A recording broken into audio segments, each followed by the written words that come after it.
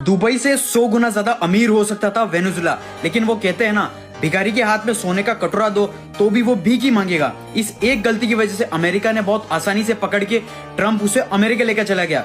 Venezuela के पास दुनिया के सबसे बड़ा ऑयल रिजर्व है, इतना ज्यादा कि सऊदी अरेबिया से भी 303 बिलियन बैरल्स। वेनेजुला की सबसे बड़ी गलती थी कि इन्होंने सिर्फ ऑयल पर फोकस किया, इन्होंने कुछ डेवलपमेंट नहीं किया। देश के इंफ्रास्ट्रक्चर के एल लगे हुए हैं, मैन्युफैक्चरिंग की 12 बजी हुई है। टेक्नोलॉजी के मामले में तो ऐसा है कि टेक्नोलॉजी का टी तक नहीं आता, ये सिर्फ एक ही इनकम पर डिपेंडेंट रहे और देश में 95% से ज्यादा पैसा ऑयल से आ रहा था। तो इन पांचवी फेल पॉलिटिशियन का दिमाग चलता ही नहीं है और करप्शन करना स्टार्ट। वेनेजुला की एक बहुत बड़ी कंपनी थी पीडीएसवी, उनकी गवर्नमेंट ने 18,000 से भी ज्यादा स्किल्ड इंजीनियर को निकाल दिया और इसकी जगह ले ली गवर्नमेंट के पपेट्स, ऐसे पपेट्स जो ऑलरेडी पांचवी में 10 बार फेल हुए हों। अब देश की नैया डूबने ही लगी। वेनेजुला का ऑयल और वो सऊदी अरेबिया के जैसा लाइट और लिक्विड नहीं है, यहाँ का ऑयल बहुत ज्यादा हैवी और बहुत सारे मिनरल्स हैं, गोल्ड, सिल्वर और बहुत कुछ। तो इस ऑयल को अच्छे से फिल्टर करने के लिए बहुत ज्यादा खर्च आता है, बहुत सारी मशीन्स और उन मशीन्स का मेंटेनेंस डेली। ये सारी चीजें पता होने के बाद भी यहाँ की सरकार ने अनपढ़ की तरह सारा प्रॉफिट पॉलिटिक्स में डाल दिया।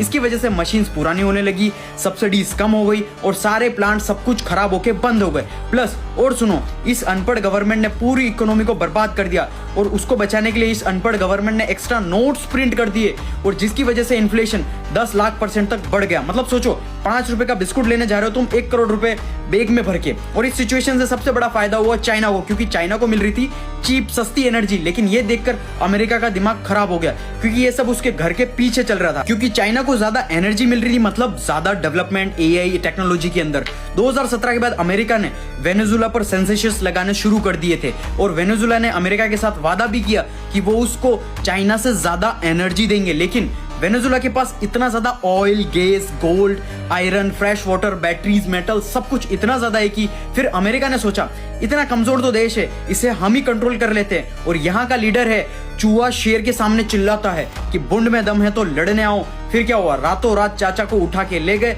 अब क्या हुआ, इससे चाइना का डेवलपमेंट स्लो हो गया, क्योंकि एनर्जी उसे बहुत ज्यादा महंगी मिलेगी और अमेरिका की इकोनॉमी और स्पीड से डेवलप करेगी बहुत ज्यादा ट्रम्प दादा की वजह से। देखो, बिजनेस वर्ल्ड में कुछ सही गलत नहीं होता, अगर तुम पावरफुल हो तो वही सही और वही गलत। ऐसे और बिजनेस कंटेंट के लिए मुझे फॉलो जरूर कर लेना।